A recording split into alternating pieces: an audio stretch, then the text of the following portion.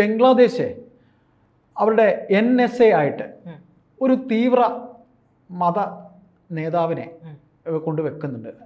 അത് മത നേതാവ് എന്ന് പറയാം, തീവ്ര ഇസ്ലാമിസ്റ്റ് ആണ്.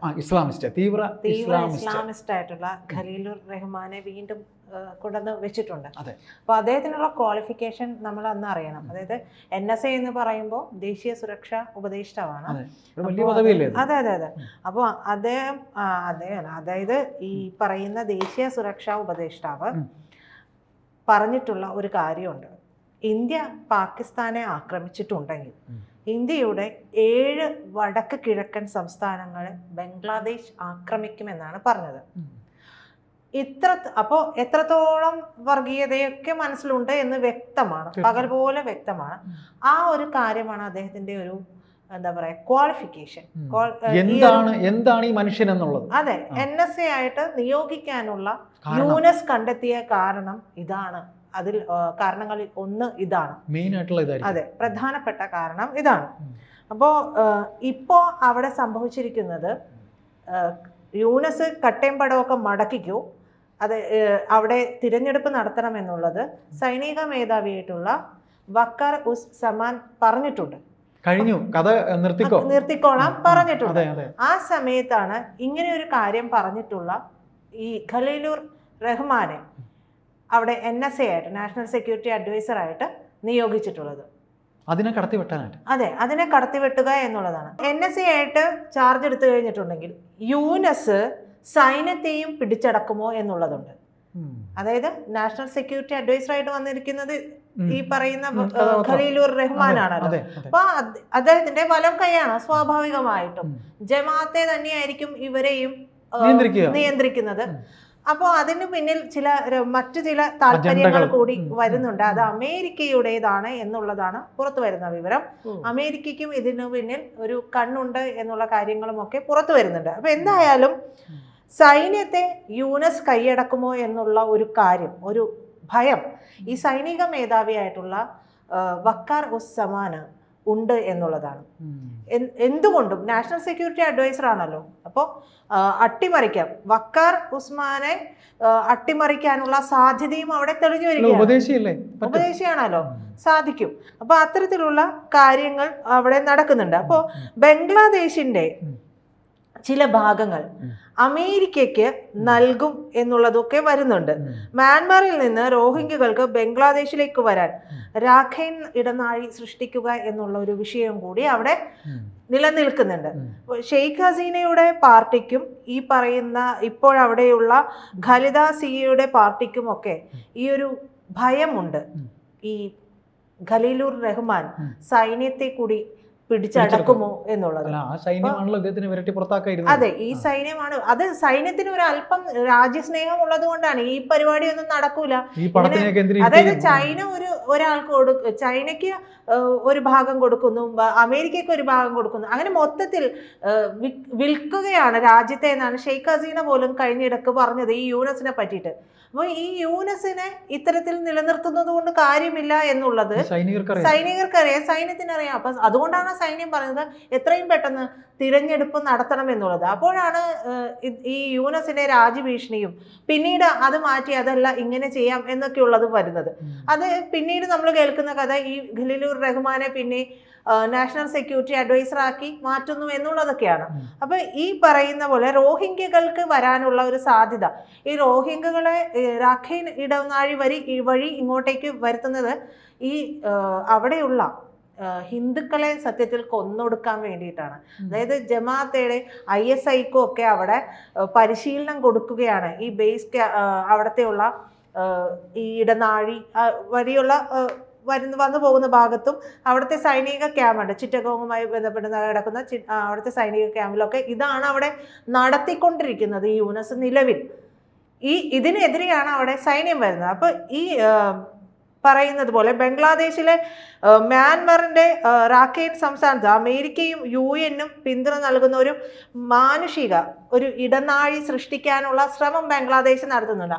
അതിൻ്റെ വ്യക്തമായ താല്പര്യങ്ങൾ ഈ പറഞ്ഞതുപോലുള്ള ഭീകരർക്ക്, അതായത് ISIക്കും റോഹിംഗ്യകൾക്കൊക്കെ വരാൻ വേണ്ടിയിട്ടുള്ള, അപ്പോൾ റോഹിംഗ്യകളൊക്കെ വന്നിട്ട് ചെയ്യുന്നത് ഈ കൊല്ലും കൊലയും മാത്രമാണ് എന്നുള്ളത് മറ്റൊരു കാര്യം. അപ്പോൾ അവരെ പ്രോത്സാഹിപ്പിക്കുക എന്നുള്ള ഒരു കാര്യമാണ്.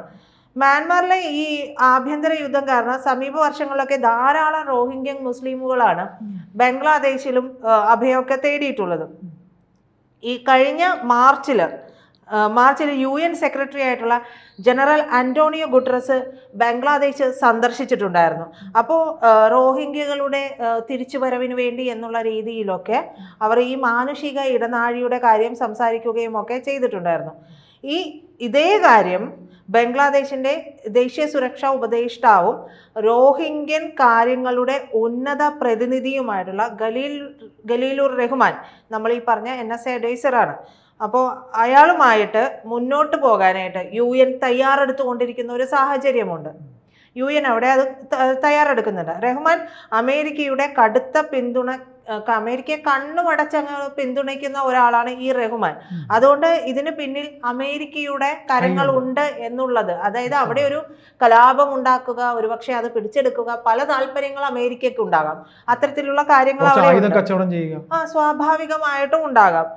അതേസമയം തന്നെ ബംഗ്ലാദേശിലെ കോക്സ് ബസാറിൽ സ്ഥിരതാമസമാക്കിയിട്ടുള്ള റോഹിംഗ്യൻ അഭയാർത്ഥികൾ മ്യാൻമാറിലെ റാഖൈനിലേക്ക് മടങ്ങാൻ വിസമ്മതിക്കുകയും ചെയ്യുന്നുണ്ട്. എന്തായാലും ഇവർ മുന്നോട്ട് വെച്ചിട്ടുള്ള ഈ ഇടനാഴിയുടെ പ്രോജക്റ്റിന് ഇന്ത്യ പിന്തുണച്ചിട്ടില്ല. ഇന്ത്യക്ക് അത്തരത്തിലുള്ള എന്താ പറയാ കുത്തിത്തിരിപ്പിന് വലിയ താല്പര്യമില്ലാത്തതുകൊണ്ട്, അപകടം മണത്തതുകൊണ്ട് തന്നെ ഇത് പിന്തുണച്ചിട്ടില്ല. മ്യാൻമാറിലെ വിമത ഗ്രൂപ്പുകൾക്ക് സൈനിക ഉപകരണങ്ങൾ അയക്കുക, ബംഗ്ലാദേശിലെ തീവ്രവാദ സംഘടനകൾ നിയമവിരുദ്ധ മയക്കുമരുന്ന് കടത്തിനുമൊക്കെ ഇത് ഉപയോഗിക്കാനുള്ള സാധ്യതയുണ്ട്. ഇവരെ സംബന്ധിച്ച് ഇതൊന്നും പ്രശ്നമല്ല. ഈ ഭീകരർക്ക് ഇതൊക്കെ കിട്ടിയേ പറ്റുള്ളൂ. അതുകൊണ്ട് ആ ഇടനാഴി അവരെ സംബന്ധിച്ച് വളരെ പ്രധാനപ്പെട്ടതാണ്. ഈ കറുപ്പ് കൃഷിയുടെയും കൃത്രിമ മയക്കുമരുന്ന് ഉൽപാദനത്തിന്റെയും ഒക്കെ ഏറ്റവും വലിയൊരു കേന്ദ്രമാണ് മ്യാൻമാർ. അപ്പൊ ഈ സാഹചര്യത്തിൽ മ്യാൻമാറുമായിട്ടും ബംഗ്ലാദേശുമായിട്ടുള്ള ഒരു നീണ്ട അതിർത്തിയിൽ ഇത്തരം ഒരു നീക്കം, ഈ ഒരു അതിർത്തി വന്നിട്ടുണ്ടെങ്കിൽ, ഈ ഒരു ഇടനാഴി വന്നിട്ടുണ്ടെങ്കിൽ അത് വൻ ഭീഷണിയാണെന്ന് മനസ്സിലാക്കിക്കൊണ്ടുകൂടിയാണ്. അതെ, കറുപ്പ് കൃഷിയൊക്കെയാണ്. അപ്പൊ അത് വന്നിട്ടുണ്ടെങ്കിൽ ശരിയാവില്ല എന്നുള്ളത് കൊണ്ട് തന്നെ ഇന്ത്യ അതിനെതിരെയാണ് നിൽക്കുന്നതും. അപ്പോൾ മ്യാൻമാറുമായിട്ട് മുഴുവൻ അതിർത്തിയും വിമതരായിട്ടുള്ള അരാക്കൻ സൈന്യമാണ് നിയന്ത്രിക്കുന്നത്. സൈന്യത്തിനുള്ളിൽ ഇപ്പോൾ നിലവിലുള്ള സൈനിക മേധാവി വക്കാർ ഉസ്മാനെ അട്ടിമറിക്കാനുള്ള സാധ്യതകൾ ഇതോടുകൂടി കണ്ടുവരുന്നുണ്ട്. ഏപ്രിൽ 7-ന് സമാൻ റഷ്യയിലേക്ക് ഒരു ഔദ്യോഗിക സന്ദർശനം നടത്തിയത് കൂടി നമ്മളിവിടെ മുൻകൂട്ടി കാണേണ്ടതുണ്ട്. അവിടെ അദ്ദേഹം കണ്ടത് റഷ്യൻ പ്രതിരോധ മന്ത്രി ജനറൽ ഫോമിൻ, ആർമി ചീഫ് ആയിട്ടുള്ള ജനറൽ ഒലെഗ് സാലിയുക്കോവ് എന്നിവരുമായിട്ടും ബംഗ്ലാദേശിലെ രൂപൂർ ആണവ നിലയത്തിന്റെ നിർമ്മാണത്തിന്റെ മേൽനോട്ടം വഹിക്കുന്ന റഷ്യൻ സ്റ്റേറ്റ് ആണവ ഏജൻസി ആയിട്ടുള്ള റോസോബോറോണക്സ് പോർട്ട്, റോസാറ്റം എന്നിവയുടെ പ്രതിനിധികളുമായിട്ടൊക്കെ അദ്ദേഹം കൂടിക്കാഴ്ച നടത്തുന്നത്. ഈ സൈനിക മേധാവിയാണ്, ബംഗ്ലാദേശിന്റെ സൈനിക മേധാവി അവിടെയൊക്കെ പോയിട്ട് ഇവരുമായിട്ട് കൂടിക്കാഴ്ച നടത്തിയിട്ടുണ്ട്. അദ്ദേഹം അപ്പോൾ ഒരുപക്ഷെ ഈ ഒരു അട്ടിമറി സാധ്യത മുൻകൂട്ടി കാണുന്നുണ്ടാവാം. മറ്റ് ആണവ നിലയുമായിട്ടുള്ള ചർച്ചകളിലൊക്കെ നാടിന്റെ കാര്യങ്ങൾക്ക് വേണ്ടിയിട്ടുമുള്ള കാര്യങ്ങളും ഒക്കെ അദ്ദേഹം സംസാരിച്ചിട്ടുണ്ടാവും. ഇങ്ങനെ പോയിട്ടുണ്ടെങ്കിൽ ഇവിടെ സംഭവിക്കാൻ പോകുന്നത് എന്താണ് എന്നുള്ളതൊക്കെ അദ്ദേഹത്തിന് ഒരു നേരത്തെ കിട്ടിയിട്ടുണ്ടാവാം. അപ്പൊ എന്തായാലും ഇവര് തമ്മിൽ ഈ ഒരു പ്രതിരോധ മേഖലയിലുള്ള സംസാരമൊക്കെ നടത്തി തിരിച്ചു വരുന്നുണ്ട്. ആ സമയത്താണ് ഈ രീതിയിൽ കൂടുതൽ ദൃഢമായ രീതിയിൽ ഇവരുടെ ബന്ധം മുന്നോട്ട് കൊണ്ടുപോകാനൊക്കെ ശ്രമിക്കുന്നത്. ഇത് മുൻനിർത്തി തന്നെ ഇത് ഈ വക്കാർ ഉസ്സമാന് അറിയാമെന്നിരിക്കെ വക്കാർ ഉസ്സമാൻ ഇതെല്ലാം മുൻകൂട്ടി കണ്ടുകൊണ്ട് ഇത്തരത്തിലൊരു ബന്ധം ഊട്ടി ഉറപ്പിക്കുന്നത് വഴി അവരുടെ ഒരു സഹകരണം കൂടി ഒരു പക്ഷേ അദ്ദേഹം നോക്കുന്നുണ്ടാവാം. അദ്ദേഹം അതിനുകൂടി ഒരു ശ്രമം നടത്തുന്നുണ്ടായിരിക്കാം. എന്തായാലും ഈ പറയുന്ന ഖലീലുർ റഹ്മാനെ NSA ആക്കിയതിന് പിന്നിൽ തനിക്ക് ഒരു മുന്നറിയിപ്പ് തന്നിട്ടുള്ള സൈന്യത്തിന് വക്കാർ ഉസ്സമാനെ അട്ടിമറിക്കാനുള്ള ഒരു ശ്രമം യൂനിസ് അവിടെ നടത്തുന്നുണ്ട്. യൂനിസ് നടത്തുന്നു എന്ന് പറയുന്നത് പോലെ അതിന് പിന്നിൽ ഈ അമേരിക്കയാണ് എന്നുള്ളത് തന്നെയാണ് ഇപ്പൊ ഇതെല്ലാം മനസ്സിലാക്കുന്നതിലൂടെ നമുക്ക് അതെ. അപ്പോൾ അവിടെ ജമാഅത്തെ ഭീകര സംഘടന ISI ഉണ്ട്, ഇവർക്കെല്ലാം പിന്തുണ നൽകുന്നുണ്ട് യൂനിസ്.